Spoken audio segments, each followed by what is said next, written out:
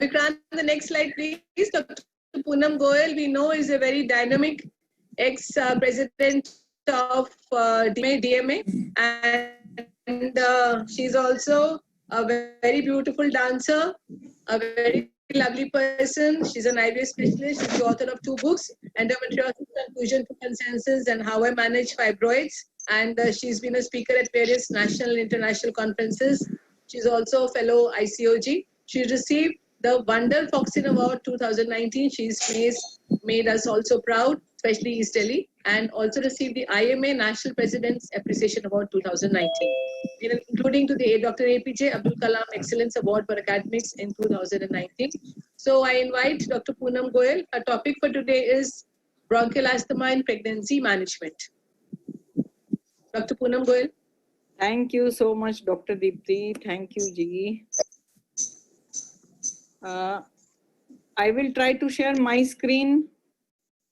Vikrant? Yes, ma'am. I will share my screen if Dr. Dipti. Thank you so much, EDGF, my dear EDGF, and thanks to Madam also.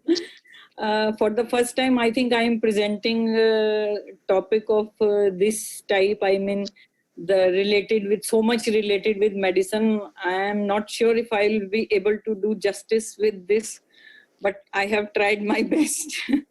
So, asthma in pregnancy. Asthma is one of the most common medical conditions encountered during pregnancy, occurring in 3 to 8% of pregnant women. Asthma is the heterogeneous disease usually characterized by airflow inflammation. Just 1 minute. Yes. It is identified by the presence of respiratory symptoms such as wheezes, shortness of breath, cough that varies over time and in intensity, together with variable airflow limitations.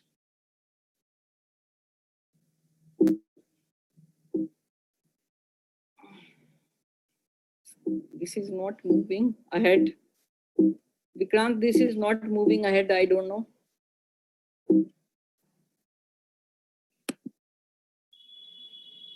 My slides are not moving, Vikrant. Low inflammation in asthma is persistent even though the symptoms are episodic and intermittent. The inflammation affects all airways. In most patients, the upper respiratory tract and nose are affected, but its physiological effects are most pronounced in medium-sized bronchi. The pattern of inflammation in the airway appears to be similar in all the clinical forms of asthma, whether they are allergic or non-allergic. But we see that allergens have a big role to play. Next slide.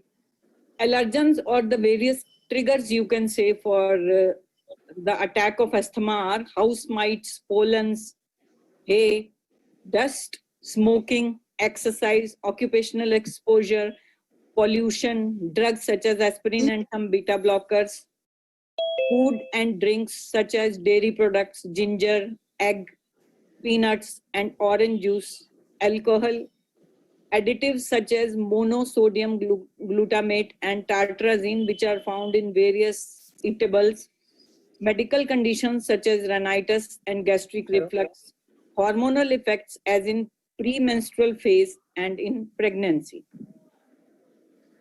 What happens when the allergen enters in our body? The phagocytes just encounter the allergen and the phagocytosis occurs in response to that. Because of that, the TH cells are released. The TH cells, with the contact with the allergen, they change into TH2 cells, which stimulate the beta cells. Beta cells then proliferate and differentiate into plasma cells, which secrete IgE, and the mast cells are activated by this specific IgE, which is specific to that particular allergen. Next slide. Then what happens once the mast cell is activated? The cell releases histamine, cytokinins, and leukotrienes in the blood. Because of that, there occurs epithelial thickening of the bronchi. Then there is neovascularization, vascular permeability is increased. The muscles of the bronchi, they get thickened, they get constricted. and there is activation of different neurons also, and there is increased production of mucus, and all these results in bronchospasm. Next slide. So why in asthma it's hard to breathe? Air enters the respiratory system from the nose and mouth, and it travels through the bronchioles to the alveoli. In a non-asthmatic person, what happens? The muscles around the bronchial tissue and the alveoli, they are quite thin, and the exchange of the air is very easy. But in an asthmatic person, the muscles of the bronchial tubes, they get tightened, they are thickened, and the air passages become inflamed, and there is thick mucus lying in these air passages.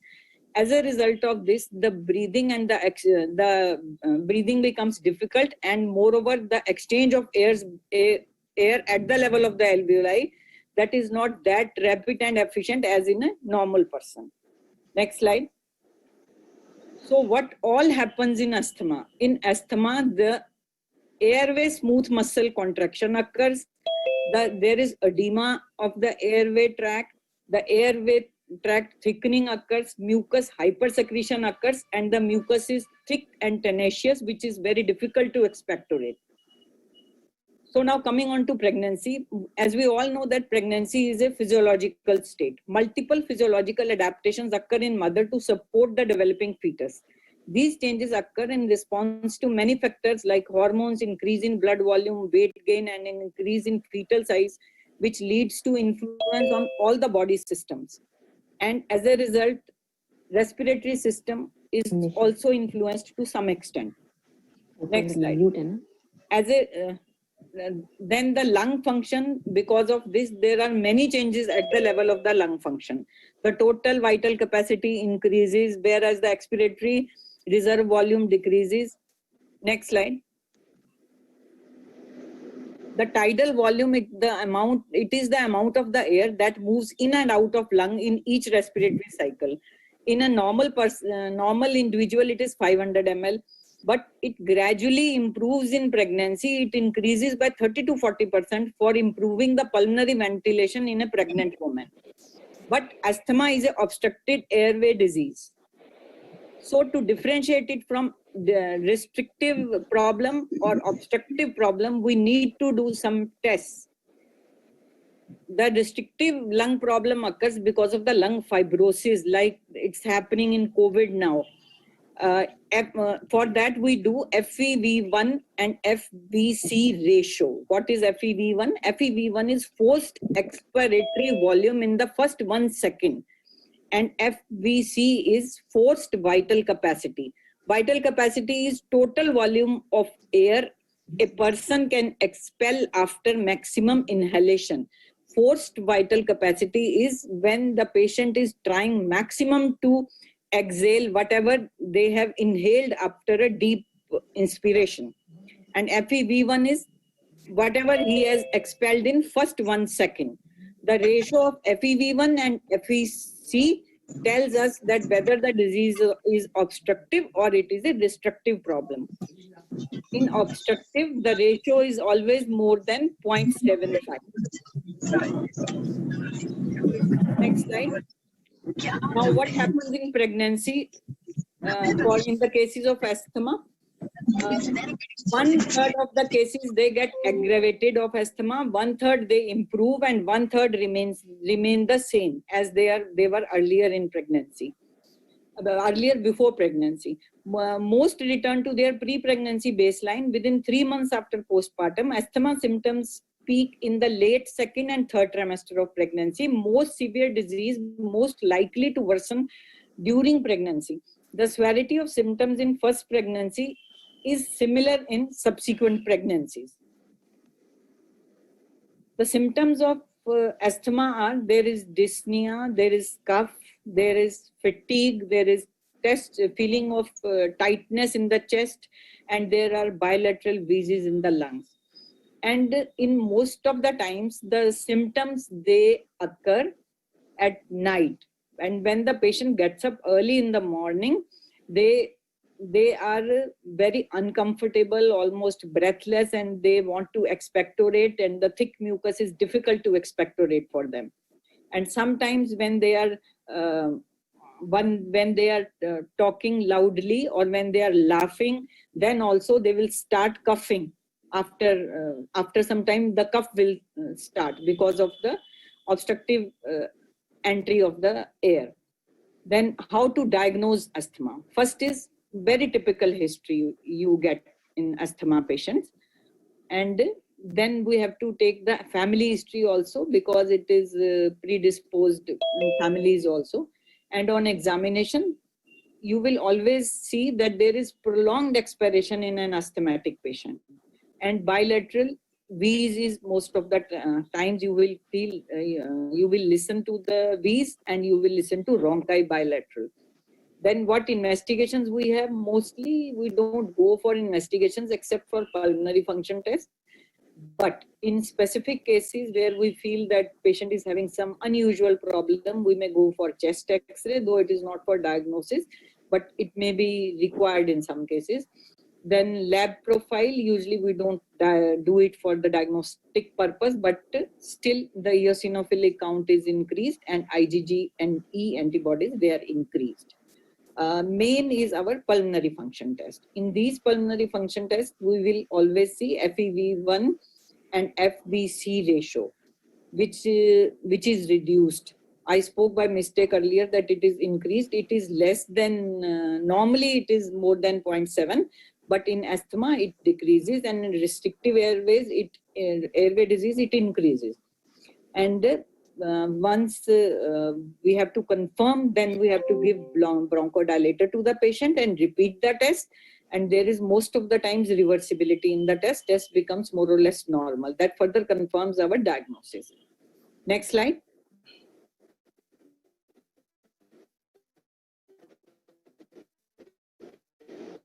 Now, what are the signs of having difficulty in difficulty in breathing for such a long time that ultimately there is altered sensorium, there is extreme lethargy, fatigue, and there are chances of respiratory acidosis. Patient is unable to speak even complete sentences. We have to check for breath sounds.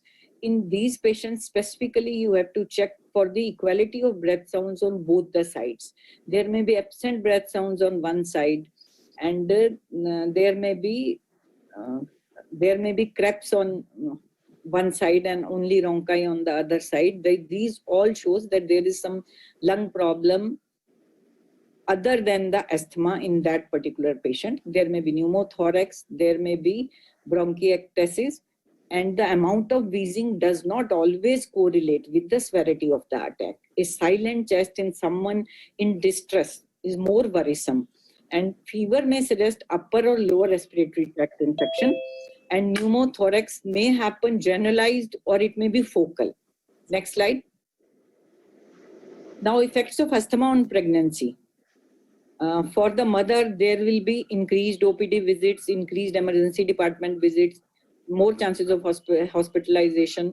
Hyperemesis is more in these patients. There are more chances of accidental hemorrhage, respiratory failure, PIH, preterm labor, premature birth, and maternal mortality. Next slide. Whereas when we talk of fetus, there is oligohydramnios, increased chances. There is increased chances of low birth weight, premature delivery, fetal demise, meconium staining. And when the fetus is born, there may be neonatal hypoxia, low newborn assessment scores, then perinatal mortality and morbidity chances are always high in these patients. Next slide. So till now, what we have listened is that all that wheezes is asthma, but it's not like that. There may be acute upper respiratory obstruction, whereas the lung and the lower alveoli functioning absolutely normal. There may be laryngeal edema, there may be left ventricular failure, there may be carcinoid tumors. Carcinoid tumors are very particular neuroendocrine tumors. They occur in upper GI most of the times, and these tumors, they are kind of not very malignant. They have very slow progression. Most of the times they are benign, but they press on the, because of their increase in size of that particular area, there is pressure on the trachea and other parts of that system. That is why there are wheezes in these particular patients, though it is very rare, but still there is a possibility. Recurrent pulmonary emboli, endobronchial disease, airway obstruction, amniotic fluid embolism, acute congestive heart failure. Next slide. WHO has divided asthma particularly in four categories. One is mild intermittent, other is mild persistent, moderate persistent, severe persistent. Mild intermittent is that the frequency of symptoms or the attack of asthma that occurs up to two times a week, or at night symptoms occurring up to twice a month. Peak expiratory flow rate is more than 80%. Day-to-day variability is less than 20%. In mild persistent, more than twice a week, more than 2 times a month, more than 80%.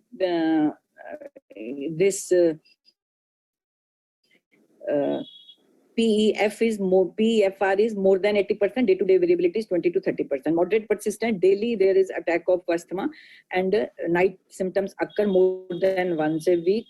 Then PEFR is 60 to 80%, and day-to-day variability more than 30%. Severe persistent are continual symptoms limiting the daily activity of the patients and very frequent night symptoms. And PEFR is less than 60%, and day-to-day variability is more than 30%. Next slide.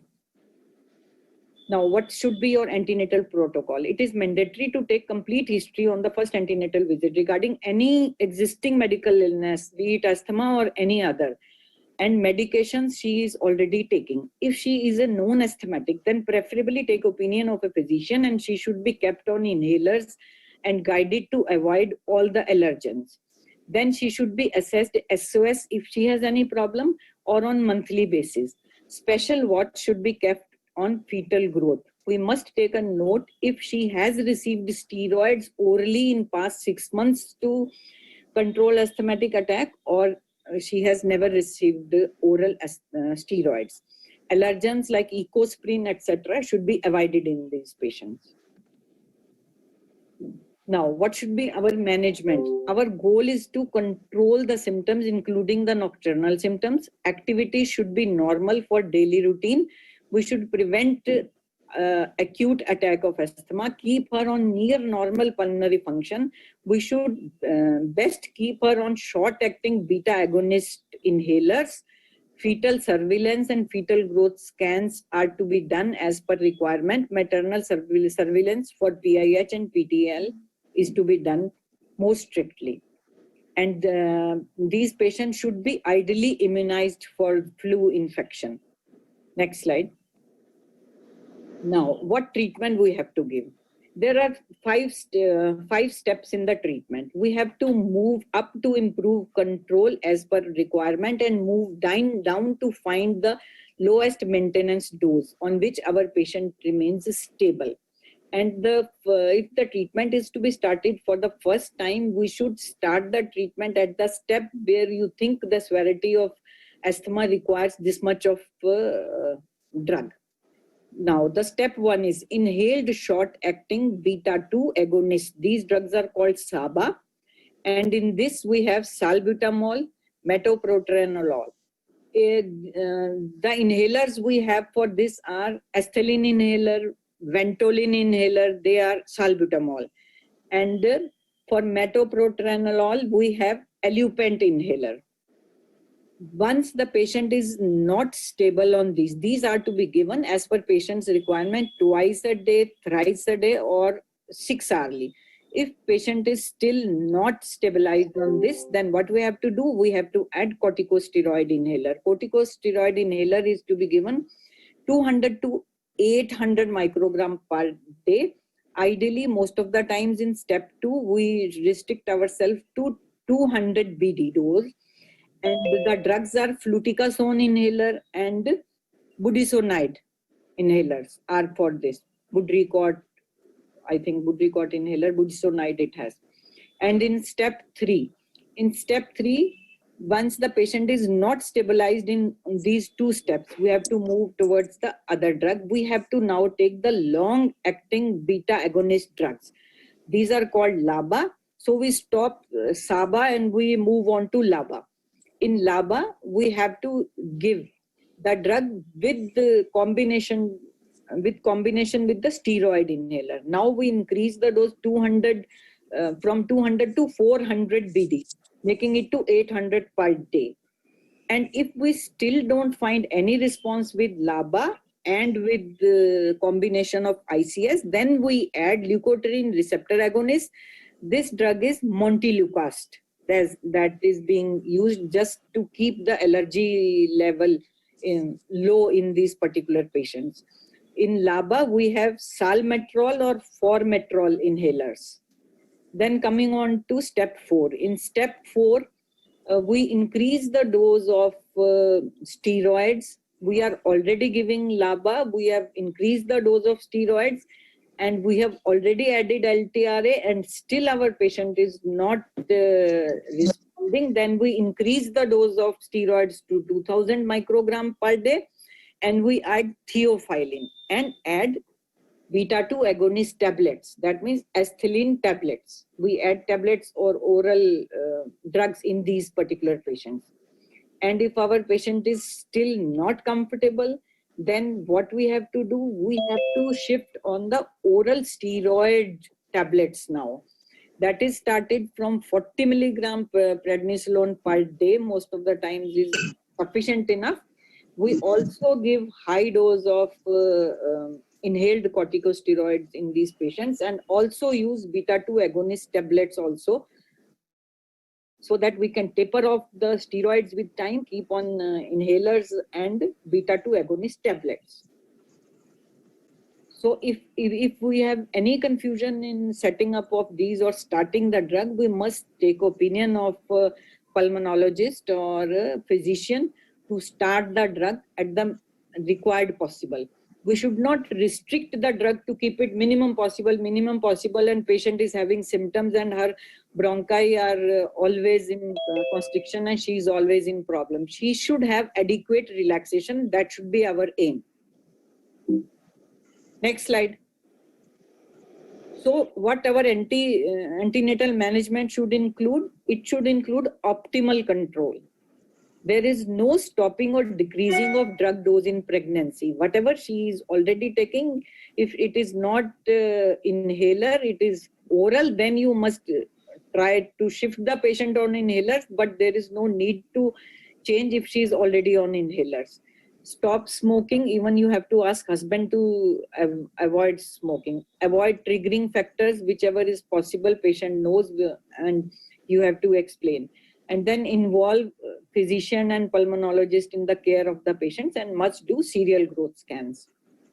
Next slide. Now, what is intrapartum management?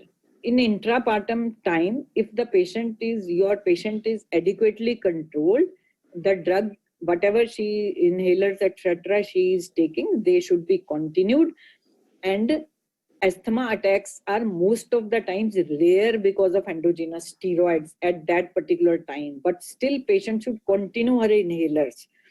Then labor should be induced with PGE2, that is Serviprim gel. We should not use oxytocin or methoxin like drugs in these patients. If we can avoid, then it is best. We can also use misoprostol. There is no indication for LACS except for obstetric indications. Next slide. Now, in third stage of labor, avoid ergometrin, and we need one drug to avoid the PPH, so oxytocin is best in that case. In case PPH occurs, we have to use misoprostol. We must avoid carboprost, because these carboprost is a very strong a very strong effect on bronchi, and there is bronchospasm in most of the patients. Next slide. Now, intrapartum steroid replacement therapy. A woman who has received oral steroids more than 5 milligram of prednisolone daily for more than 2 weeks within last 1 year should receive additional steroid covering. That is, if it is a case of vaginal birth, then hydrocortisone 50 milligram IV 6 hourly is used until 6 hours after delivery. Then the patient is shifted to her original drug which she was already taking. If the LSCS occurs in emergency, then hydrocortisone 50 milligram IV stat if she has already received in her labor.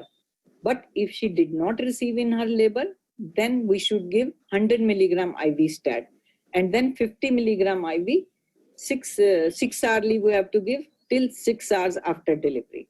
Then in elective LSCS we have to use hydrocortisone 100 milligram IV prior to spinal anesthesia. Next slide. Now there is a condition that is called earlier we used to call it status asthmaticus, but now it is referred to as acute severe asthma. Now what happens in acute severe asthma in pregnancy? Why it occurs? It most of the time occurs due to infections and poor control of asthma throughout her antenatal period. When there is extreme stress, as we see in movies, most of the times we see movies, in movies we see the hero is trying to find out his inhaler. So the extreme stress has a definite role in this acute severe asthma. Then sudden cold weather, and then allergic reaction and pollution. In these patients, we need urgent X-ray after covering abdomen and all, just to exclude pneumothorax, and we need urgent blood cancers. Next slide. So what is acute severe asthma? If the heart rate is more than 110 per minute, patient is unable to take breath and unable to speak one sentence fully. Respiratory rate is more than 25. Her peak expiratory flow rate is less than 60%. That is 33 to 50% most of the times. If any one of these symptoms is present, immediate treatment is needed to manage that. Next slide. So how do you manage? There is multidisciplinary approach. High flow oxygen is given to maintain the saturation of 94%. We have to give most of the times 4 to 6 liters by NIV, and beta-2 agonist administered by nebulization. And if still not controlled, then ipratropium bromide is used. If still required, then hydrocortisone immediately injectable is used, IV, and then 40 to 50 milligram prednisolone for 4-5 days following that, once the patient has recovered of that attack. Next slide. Once the patient has attained the control, then we must reassess the patient in 15 minutes and see what is happening. If still we feel that she is not fully controlled, then IV aminophylline is added and NIV is given, and ventilatory support is rarely required in these patients also when the PEFR is less than 33% and there is acute respiratory acidosis in these patients. Then step down, once the patient is okay, everything is settled, then you step down from injectable to oral nebulized drugs, and then from nebulized drugs you go to inhalers the way patient was taking it earlier. Next slide. All drugs are used which are in asthma are safe in breastfeeding. Next slide. So what is the take-home message? In non-asthmatic patients, do complete initial assessment under a physician and should be kept on inhaled drugs. If attack is first time in the pregnancy, make proper diagnosis and start treatment according to stepwise protocol. Then short-acting beta agonist, long-acting beta agonist, and steroids are used for optimal control, those as per the state of the patient. For acute severe asthma, the management is done early to avoid lung infection. We must watch for fetal growth restriction, PIH and PTL. Hydrocortisone 100 milligram IV stat is given in Emergency, if the patient has breathing problem with salbutamol nebulization, still not recovered, ipratropium bromide nebulization. We should avoid PGF2 alpha, that is carboprost, and in the cases of PPH, we can use oxytocin, misoprostol, but we should avoid ergometrin. And we should prefer anesthesia, that is spinal anesthesia, and LSAS only for obstetric indication. Next slide. The greatest luxury of life is peaceful breathing because it repairs the wounds of cosmic soul. Thank you.